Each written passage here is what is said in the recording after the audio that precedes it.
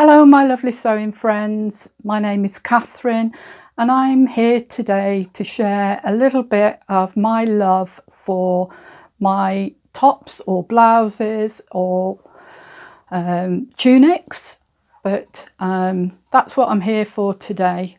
My channel is Serenity Sews and I'd really appreciate it if you would like and subscribe, although I know many of you already have done.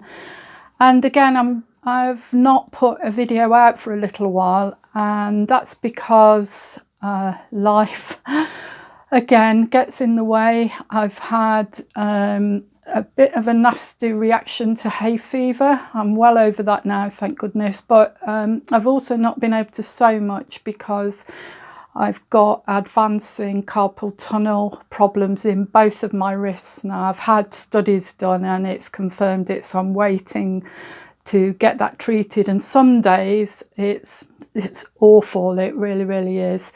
Other days, like today, not too bad. So I hope you're enjoying this beautiful weather. It's so sunny outside. I've had to shut the windows because, as well as the birds making lots and lots of lovely noise, there are some builders around in the fields behind the house, so I'm afraid I've had to shut out the fresh air. But I am here today to show you a sample of my tops, and I am wearing today the very famous Friday Pattern Company Wilder top, not the dress. I just feel the dress may be too much for me. I'm a little bit long in the tooth to carry that look off very well. This is some fabric that I got last year from Beyond the Pink Door in Andrea's shop, Andrea and Cerys, and it is absolutely beautiful fabric. I can't tell you, the colours are just to die for, very vibrant, and it's so lightweight. It feels like a viscose challis to me. It's got such gorgeous drape and it was perfect. When I saw it, I knew I was going to make this this pattern with it. So that's what I'm wearing today, but I'm going to share with you quite a few of my blouses, and not all my favourites, I have to admit, but I do wear them all, so I've just ironed them in the heat so that I can show them and share them with you. So the first one I'm going to show you is this beautiful fabric. I mean, look at that. And again, this is rayon challis, and this is Art Gallery fabric. Can't remember where I purchased it from. Oh, I can, it's Dragonfly Fabrics. I think they had a bit of a sale, so I dived in and bought this. This is the Grainline Hadley top. And I've spoken about this before. It is one of my favourites, and I have made this blouse or top several times, and I've shortened the sleeves on it as well to make one in a dotted Swiss fabric, which is really lovely for this kind of heat and weather.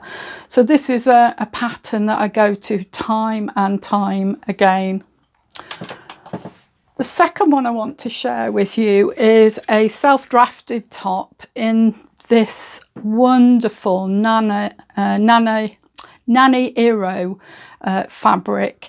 It is a linen, and honestly, the colour again is beautiful. I can't remember the pattern because she names all of the fabrics that she produces.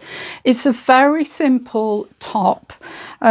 It's slightly dipped at the back to the front, and I did it without side seam. So I don't know whether you can see that. It actually is a graded seam that comes round to the front, so it just gives it a slightly different shape. It's scoop necked, and the other thing I did as well is I did a facing for all the hems. I just feel like it gives the garment a nice, clean, finished weight, and it presses so beautifully. So that's a tip for you if ever you're working with something very light and you want to give it a little bit of weight on the hemline. Cut a facing out and you'll be surprised at what a difference that makes. I'm going to have to keep talking through this quite quickly because I know I've got so many to share with you. Now, this is another favourite of mine and favourite out in the sewing community. This is some fabric. I think it was a remnant I got from Sew Wardrobe, which is in Ashby, which is like literally a couple of miles from where I live. And the Norma top blouse is a Fibremood. Well, actually it's a bit of one of those garments everyone knows, everyone's made, everyone's adjusted it, and I had to adjust this too. So what I did was raise the neckline slightly. I do like the kind of sloped V-neck with the buttons. I had to grade out to the hip by 1.5 inches, so it just sat nicely. Other adjustments I made were, I think I took a tiny bit out of the neck, only about 1/2 inch. But that was it, and it's really, I've made this a couple of times now, it's a really easy blouse to make, and I'd recommend this for someone who's probably an intermediate sewer, because it takes literally probably an afternoon to make. So that's the Fibremood Norma blouse. Moving on, this is a latest make. So can you recognise this fabric? Another one from Andrea and Cerys, Beyond the Pink Door. So beautiful. I mean, you notice that I love flowers and just can't get enough of them. This is so light, so fresh, and yeah, I love it. Love this blouse.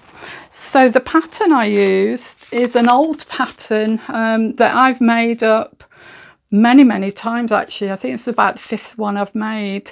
It takes about one, for my size anyway, I make a medium, 1.75 meters, just because of the length. If you want to make it shorter, obviously 1.5 meters.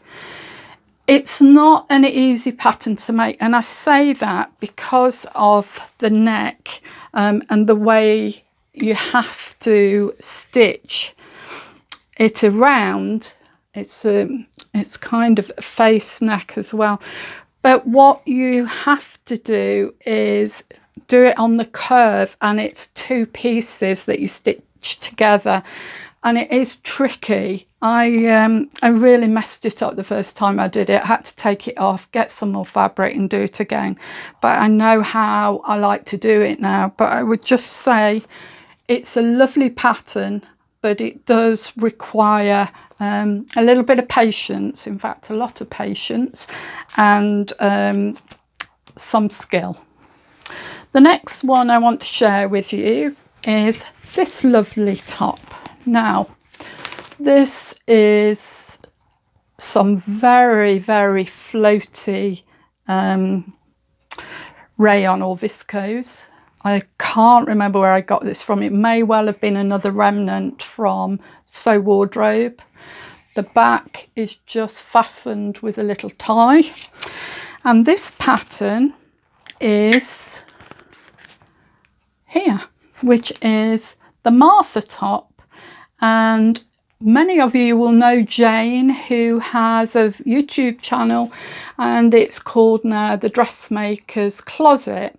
And now when I saw this top, I absolutely knew that this would be one that I would like. And I made that up again very quickly, and I must admit I need to make some more because it's such a lovely pattern with a very kind of floaty feel to it, and perfect for this time of year. So that's the Martha top. Now then, the next pattern again is a bit of a favourite, and this is the Holly woven top by Stylark. And if you can see there, it's a very simple top with just a couple of gathers on the shoulder line, no darts. I lie, there are darts, but the shoulder gathers do give it quite a nice roomy feel.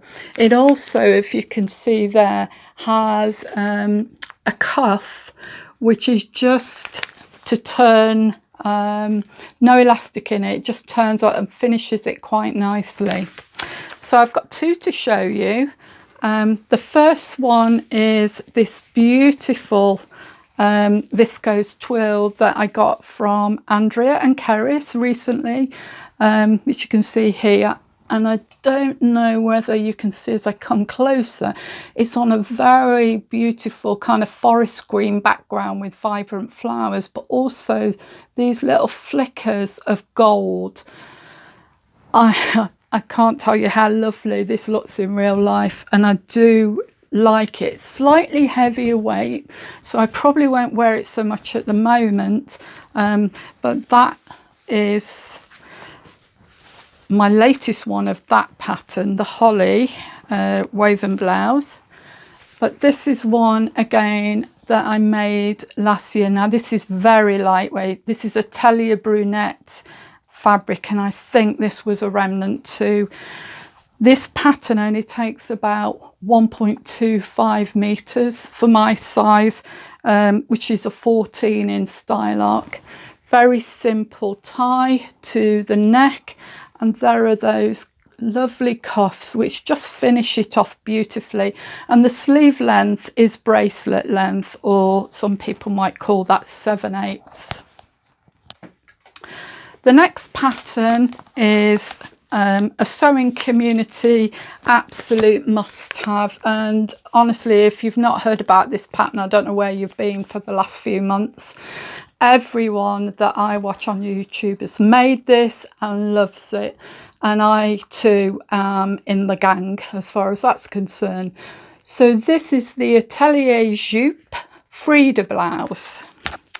I made a size 40 and then out to a 42, and this again is Atelier brunette fabric, and this is a viscose twill. It's got some nice body to it, but it's certainly got some lovely drape. I wear this all the time. I do quite like it brought together, but also sometimes I just kind of open it out so it gives a bit more of an open neckline. There are again, like the pattern I showed you before, cuffs that have a little bit of very lightweight interfacing that holds that beautiful pleat there, which mirrors the pleat at the back. Just really want to show you these buttons that I finished them off. I found these on a company called Totally Buttons, and I thought they were very pretty, very me. The next one I want to show you is another Stylark pattern. I've had this for more years than I can remember, never ever made it. And recently I just said to myself, come on, let's get this top made. Now it is more of a tunic, as you can see, and this part is layered, so you can see the bottom of that curve is actually stitched under where that hemline is, so that makes it a little bit more involved, but not too difficult for someone who's done some dressmaking in the past. So it has darts, and you're not going to see them at all, I think, on this fabric, but again, bracelet length sleeves, my favourite. Here are the layered, I suppose they're not pleats, but they're layered finish to this tunic. If I lift it up like that, you can see. So you've got one deep one and then a shorter one. At the back, it's just a button finish, which I absolutely love. And this fabric, I have no idea. I think it may well be John Lewis's on one of my frequent trips down London, but I couldn't really say. But this is a viscose, slightly weightier, but it's a lovely, lovely, breezy tunic. This is my latest make. Now, I wanted to have an oversized shirt, and I wanted to have it very much like a proper shirt that I could probably adapt and use it shorter, or short at the front, long at the back, a little bit like the Cali blouse, but I wanted it as a shirt. And I can't tell you how delighted I am with this make. It has a double button cuff, and it also has a bound opening to the sleeve. The bottom on this is curved, as you can see, and you can wear it very much as an overshirt if you want to use it for the beach, or an overshirt over some jeans with a t-shirt underneath. I'm so thrilled at my collar. I know it seems like a small thing, but it's absolutely gone together beautifully. And I put on some mother of pearl buttons. Now, this fabric was very, very inexpensive. I think it was £2, 100% cotton, and it was from a shop called Boys. And I do get quite a few pieces out there because they tend to be inexpensive. But do you know what? This is made up so nice. I will wear it. I'll probably make another one. I'd like one in linen, that it's a little bit more floaty. So the pattern is the assembly line oversized shirt. Instructions are brilliant. I don't think I had much trouble with them. I tend to do my own thing, but that's because I've sewn for a long time. They do say you need to have an average skill level, which I would agree with. And I made the size medium, and that fits me perfectly. I didn't make any adjustments whatsoever. So I highly recommend this. And I know other sewers who have advocated for the assembly line too. Right, almost there. This, again, very beautiful fabric that I've had for a little while. This is a kind of, it is cotton and viscose, but it's got a brushed feel to it. So it's probably a little bit warm for this time of year. Finish with a small tie at the back with a double yoke, and then a round neck with some pleats gathered into it. Sleeves, again, long sleeves with a little frill on the bottom. So the pattern I used for this was one I bought recently in the New Look sale, which is N6712. And as you can see, what drew my eye to it straight away was the fabric, I have to say. But then when I looked at it, I thought, yeah, you know what, that is very much a style that I would like. So I think the pattern was around £3.75. I made a size 14, 16 on the sleeves because I always need extra bicep adjustment, and there's a whole range of fabrics that would work for this, including crepe, georgette, a silky, flowy type. I would say this again is for an average skill sewer. It takes, it suggests 1.5 to 1 3/4 for a 60-inch wide fabric, which was what I had. So that is new look. Now, my last suggestion for you is this. Now, I don't know whether you remembered, I've made I think it's the Stylark, maybe the Juliet top, and I've used a couple of border fabrics for those tops. And this gorgeous fabric I got from Fabric Godmother, might be 2 years ago. It's a very lightweight lawn, just little buttons down, and then I cut the border here, the fabric here, which is the border, to maximize the impact of it. And it has short sleeves and a very simple round neck. That is so lovely to wear on a hot day like today. And that pattern is the Merchant & Mills Florence top. Now, I have yet to make the dress, so I can't advocate for that.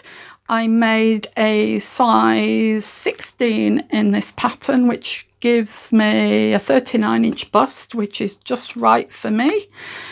It took that little piece. I only had 1.2 meters of that fabric, and it does suggest here that I would need 2 meters. So, well, I would say that that was made without any shortcuts. I didn't have to kind of lose some of the pattern to get that shape and style I wanted. So I think it's an over estimation of how much fabric you need. But it's a top that I've made twice, and I really do like it. I made it in a cotton lawn silk. Oh, it's such a gorgeous one. I can't find it at the minute because I would like to show you that in a deep green colour. But it is a lovely pattern, and I think I would like to make the dress, but I haven't got around to it yet. So that has been a whistle-stop tour through my blouses, tunics, shirt. And as you might imagine, they're not all here for me to share with you. I do find today, since my retiring from being a clinical midwife, that I like to wear tops and trousers, or certainly in the winter I tend to wear more tops and bottoms. I do still make dresses. I used to wear dresses an awful lot when I was in work, and also when I was at very formal events, when I was president of the Royal College of Midwives. But I don't need those quite so much as I used to do. However, if you'd like me to take you on a little journey through some of the dresses I've made, I'd really enjoy doing that, and tell you a little bit of history behind what I made them for and what I did. I am still putting together the A to Z of sewing skills. I've almost done D, which you'll be pleased to know is very obvious, D for darts. I have done some samples so I can show you very clearly what type of dart that I'm wanting to demonstrate to you. I'm not going to say it'll be ready next week. I hope it will be, but I'm going to do my best for you. So I'm going to say goodbye for now. I'm going to ask you to subscribe if you haven't already done it, to give me a thumbs up and say you liked it. If you leave a comment, I do always try and get back to you, because I think that's important, because I love hearing what you have to say. And also, if you think someone else would like to see my videos and look at an older woman who's a bit round with thick, well, my nana used to say she's a bit thick set, and I guess that's what we are, although I like to think I've got a little bit of shape, but you know. So I'm going to wish you all well, and I'm going to say thank you so much to my lovely, lovely sewing friends out there, and I will see you again with my next video. Bye for now.